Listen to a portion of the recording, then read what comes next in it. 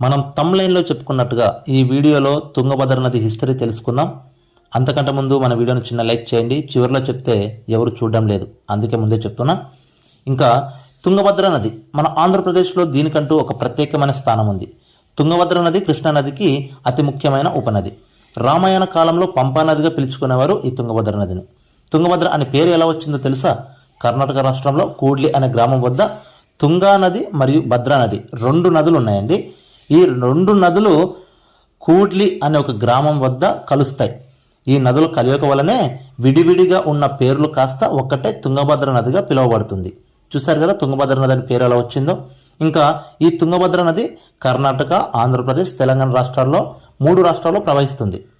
ఈ తుంగభద్ర నది 531 కిలోమీటర్లు అంటే 331 మైళ్ళు దూరం ప్రయాణిస్తుంది.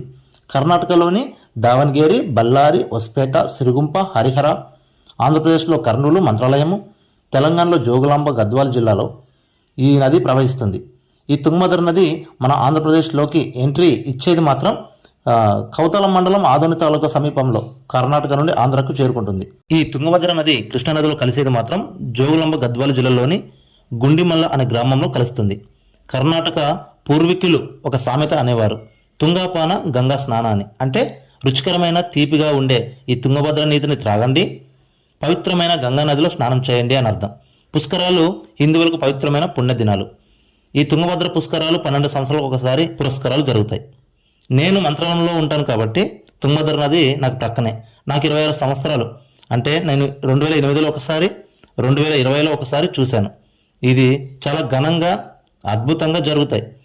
ఈ నది ఒడ్డున దేవాలయాలు వెలిసాయి. కర్ణాటకలో హులిగేయ ఆలయం, మార్కండేశ్వర ఆలయం, శృంగేరి శరదాంబ ఆలయం ఎంతో పేరుగాంచిన ఆలయాలు. అలాగే హంపి కూడా ఈ నది ఒడ్డున వెలిసాయి. ఈ హంపి చూడడానికి బయట దేశాల నుండి చాలా మంది వస్తారు. ఇంకా ఆంధ్రాలో మంత్రాలయంలో రాఘవేంద్ర స్వామి దేవాలయం, తెలంగాణలో జోగులాంబ దేవాలయం ఈ నది ఒడ్డున వెలిసాయి. తుంగభద్ర నదికి ముఖ్యమైన ఆనకట్టలు 2. కర్ణాటకలోని హొస్పేట దగ్గర ఒక ఆనకట్ట, రాయలసీమలోని సుంకేశ్వర ఆనకట్ట 1.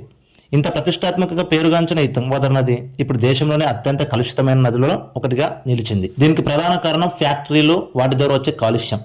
వీటితో పాటు చేపలు చనిపోవడం.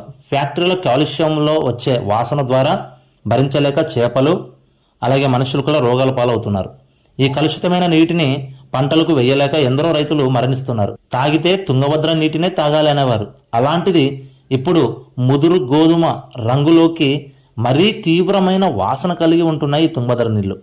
చాలా గ్రామాలు నది నీటిని త్రాగడానికి, అలాగే స్నానం చేయడానికి, పంటలకు, అలాగే పశువులకు, చేపలు పట్టడానికి, ప్రతి ఒక్కదానికి ఈ తుంగభద్ర నదిని ఉపయోగించేవాళ్ళు. గ్రామ ప్రజలకు నది నీళ్ళే దిక్కు. అవి కలుషితమైన ఎలా ఉన్నా వాటినే అన్ని విధాలుగా ఉపయోగిస్తారు.